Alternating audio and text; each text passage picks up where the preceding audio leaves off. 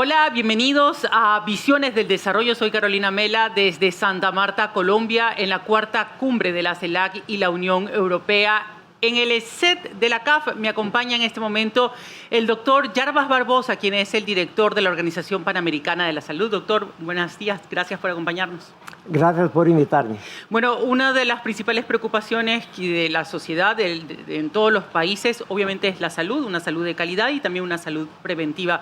En este marco, además, de la cumbre, ¿no? ¿Cuál es la importancia del fortalecimiento del multilateralismo para la promoción de la salud de la región? Es clave. Y yo creo que me complace mucho de ver que en los pronunciamientos de los jefes de Estado que están aquí presentes, muchos mencionaron la salud. En la propia declaración de la cumbre hay una oportunidad de colaboración entre Europa y América Latina y el Caribe para fortalecer la capacidad de producción de vacunas, de medicamentos, de tecnologias de salud, que foi quizás uma das maiores dificuldades que tivemos durante a pandemia. A pandemia demonstrou como a região era vulnerável, porque tinha que importar quase tudo. Então, eu creio que essa é uma área onde nós outros, como Organização das Américas, apoiamos muito a los países, temos cooperação com a União Europeia e agora, no marco dessa declaração conjunta, podemos trabalhar muito mais cercano de los países para desarrollar o sistema de regulação em saúde, o sistema produtivo e com isso ampliar o acesso e a própria resiliência de los sistemas de saúde da região. ¿Qué experiencias entonces en concreto usted cree que se van a dejar justamente en esta cumbre para que esto no se repita? Primeiro, eu creio que é a compreensão de que sem saúde nada funciona na sociedade. Ou seja, se a saúde não está, a economia, as perdas sociais, econômicas que tivemos durante a pandemia. Então, ter sistemas de saúde mais resilientes, e para nós outros, um sistema resiliente, por exemplo, é um sistema baseado em uma atenção primária, com conectividade, com telesaúde, telemedicina, inteligência artificial, ou seja, fazer com que a saúde possa estar mais cerca das pessoas, mesmo os que vivem em áreas remotas da região, e ao mesmo tempo melhorar a qualidade da atenção. E aí segundo ponto que é muito importante, que é esse: muitos países da região já têm capacidade de produção, já se produzem vacinas em Argentina, em Brasil, em México, em Cuba. Agora, Colômbia está começando um processo importante de desenvolvimento e armar plataformas onde se pode atrair sócios como a União Europeia e outros para apoiar esse esforço de produção, é garantizar mais capacidade a los países da região de, em uma futura pandemia, ou mesmo para responder aos desafios que temos hoje em la região, não seja necessário depender todo de importações de outras partes. E desde a pandemia agora, ¿hemos avançado em algo nisso? Hemos avançado. Nós outros apoiamos Brasil e Argentina, 2 projetos de desenvolvimento de vacinas basadas em la tecnologia de ARN mensageiro, que foi a tecnologia mais utilizada em las vacinas para Covid. E aí se está mirando não só vacinas para Covid, mas também para outras enfermidades. Apoiamos um processo de transferência de tecnologia entre um produtor americano, Pfizer, um produtor argentino, Synergium, para a produção em la região de América Latina de uma vacuna que é a mais avançada para pneumococo, que é uma bactéria muito perigosa porque produz pneumonia, produz meningitis, e é a vacuna mais avançada com o preço mais acessível, utilizando o fundo rotatório da OPS, que é um fundo de aquisições compartida entre todos os países que manejamos já há 40 anos. E esse fundo, además de ampliar o acesso, também está agora apoiando o desenvolvimento da produção. E temos outros projetos para que a região pueda ter mais autossuficiência sanitária, que é o grande desafio que temos. Lo es. Y también está el desafío de que la gente acceda a las vacunas, doctor. En ese aspecto, ¿cómo ha avanzado la región? A região avança muito, porque temos esse fundo rotatório de acesso a vacinas que hace possível que os países tenham acesso a vacinas de alta qualidade por preços acessíveis. Consolidamos a demanda da região, fazemos processos de licitação e nosso objetivo é, además de garantizar o acesso, também fortalecer a produção local. Para só dar um exemplo, agora, para a vacuna de influenza estacional, a que se utiliza todos os anos.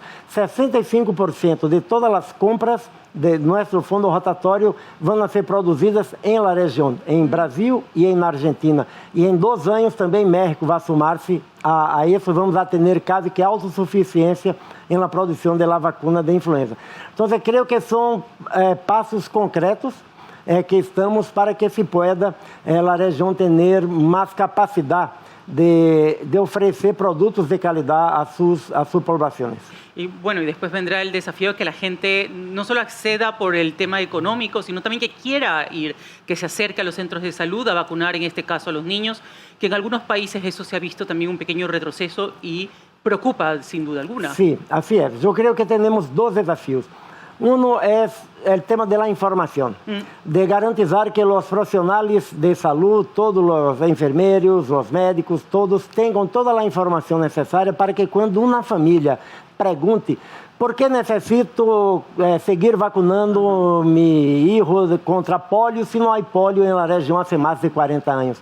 ¿Por qué necesito vacunar para todas essas enfermedades? Ou seja, é muito importante garantizar que recebam a informação necessária sobre a qualidade, a segurança da vacuna, sua efetividade e por que é necessário seguir vacunando. Segundo, é necessário organizar melhor os serviços de saúde. Em muitas cidades grandes de América Latina, em Bogotá, em São Paulo, em Lima, em Buenos Aires, em México,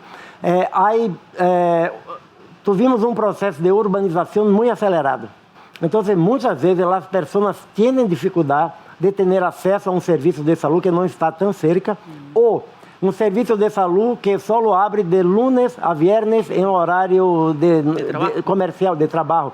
E para uma mulher que é a única pessoa em uma família que tem um ingresso e, em geral, trabalha na economia informal, ter que perder um dia de trabalho significa não ter ingresso para comprar a comida para o dia seguinte. Então, que estratégia se deve adotar? Abrir em fim de semana, em la noite, buscar onde estão os não vacunados para que se pueda ter acesso. Então, eu creio que são 2 pilares. Um é o tema da informação adequada, baseada na ciência, e, ao mesmo tempo, organizar melhor os serviços de saúde para reduzir as barreiras de acesso e garantizar que as pessoas possam ter grande benefício das vacunas que salvaram mais de miles e miles, de cientos de miles de vidas durante a pandemia e antes da pandemia. Doctor, ¿y cómo va la cumbre, como la está viendo usted y siguiendo en este momento?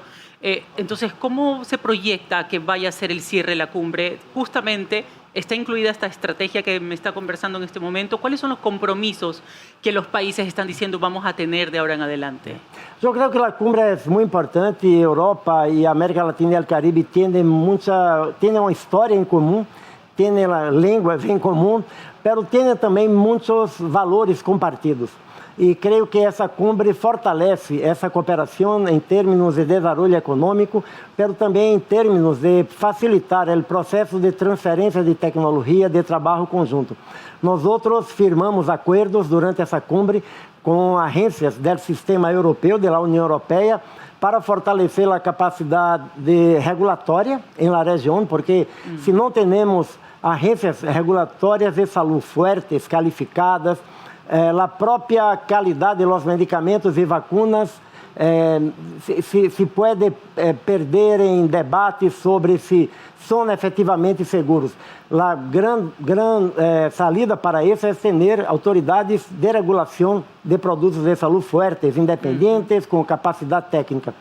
Pero também é o tema da própria transferência de tecnologia. Com recursos da União Europeia, já temos apoio a alguns desses projetos que mencionei, e essa cumbre, sem dúvida, ao poner o tema de saúde, o tema da autossuficiência sanitária, eu creio que nos dá muito mais apoio para firmar mais acordos, tanto para o tema de financiamento, pero também da expertise técnica que tem na Europa, de apoiar o desenvolvimento sanitário em la região de América Latina y el Caribe. Doctor, muchísimas gracias por habernos acompañado. El doctor Jarbas Barbosa, quien es el director de la Organización Panamericana de la Salud. Pueden seguir esta entrevista y otras entrevistas también en nuestro sitio web, caf.com, y también en YouTube.